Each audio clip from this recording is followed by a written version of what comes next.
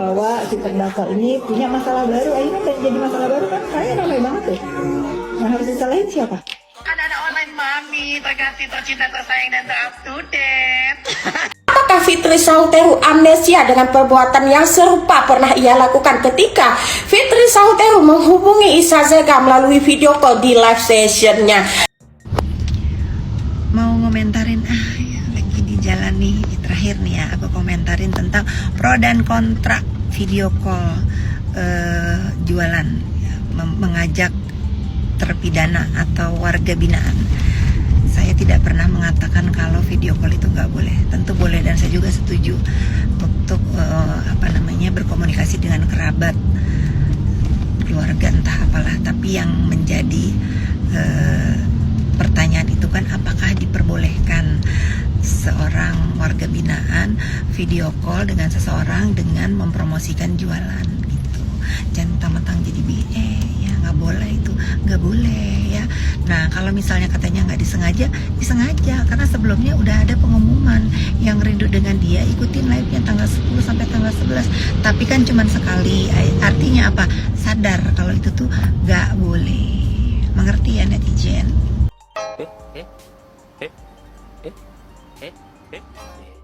Bacain ya, Bapak Agus menyebutkan bahwa tidak ada larangan bagi warga binaan menggunakan fasilitas tersebut untuk berjualan, asalkan bukan menjual barang-barang yang terlarang. Saya kali ini kasihan ya sama terdakwa ya, karena gara-gara orang yang di luar nih dia punya masalah baru gitu. Kalau dia dimasukin ke selfie gimana? Coba, kalau dia dimasukin ke selfie atas pelanggaran ini, apa yang ngajak live itu yang, kalau nggak suruh aja yang ngajak live yang masukin selfie sana. Jangan ketawa dong, ini opini saya sebagai masyarakat. Terus si anak durhaka ini cari kesalahan terus. Dengan menggembar-gemborkan pas preskon bahwasanya itu kan nggak boleh pegang handphone, itu kan nggak ini video call jualan-jualan. Dia bukan jual narkocoy ya, dan yang jualan bukan dia. Terus kok sibuk di preskon itu? Malu nggak kalau pihak lapas berstatement bahwasanya itu nggak apa-apa? Malu. Jujur malu ya, lap dulu itu ya muka kamu, kalau nggak tutup aja pakai kresek. Orang-orang dalam lapas itu boleh video call sama keluarganya asal tidak lewat dari waktu yang ditentukan. Jadi kalau menurut gue ya nggak ada salahnya lah sini kita video call sama Dr. Oki, terus dia sambil say hello atau sambil mempromosikan produk-produknya si Dr. Oki, nggak masalah juga sih, karena itu kan zamannya era digital ya, jadi nggak bisa disalahkan juga. Jadi maksud gue nggak masalah kalau itu kan tetap aja mereka itu walaupun bisa video call, bisa promosiin, tapi kan mereka tetap di dalam lapas, tetap terkunci, tetap nggak bebas, tetap nggak sebebas apapun gitu. Tapi kalau cuman ya bantuin promosi, video call, terus dimasukin ke Komal, terus ke YouTube, ada yang rekam, no problem sih. Ini kan bukan zaman bahla, ini kan tahun 2025. Jadi kalau yang untuk yang kasus ini nggak masalah kalau si Niki tiba-tiba video call sama Dr. Oki, terus dia mempromosikan produk, terus. Kalau aku boleh ngomong ya,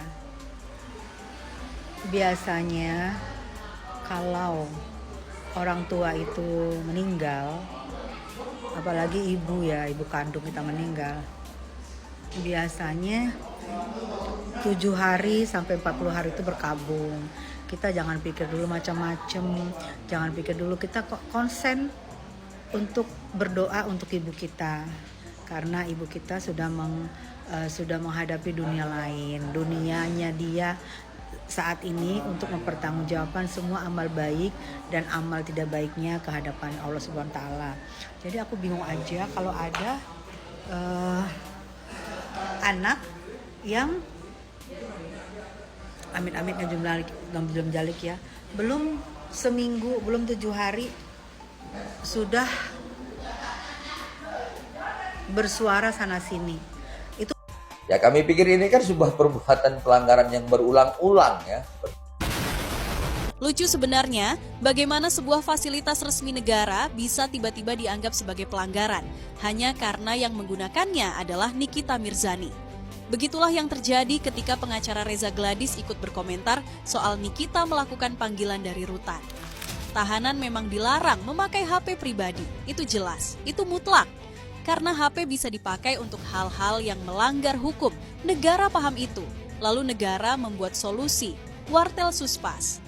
Nikita Mirzani lagi-lagi diserang. Kali ini alasannya karena video call dari Rutan yang disebut-sebut sebagai pelanggaran. Begitulah kalau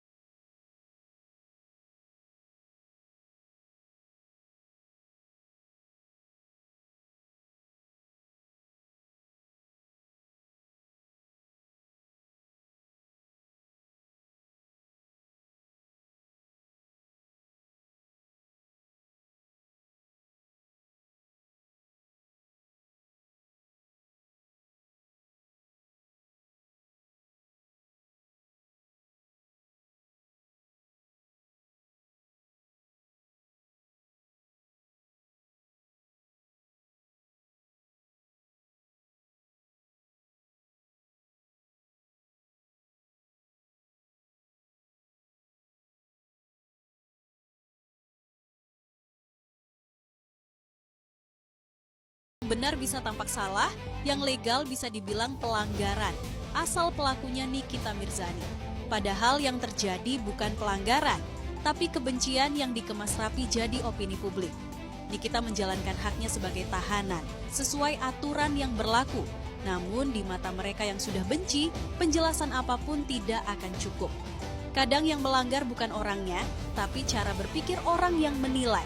Bagaimana menurut Anda? Mau ke Singapura kita besok, biasalah namanya juga babu di tempat orang kaya, waktunya libur anak-anak kita keluar negeri. Babu elit ya, betul.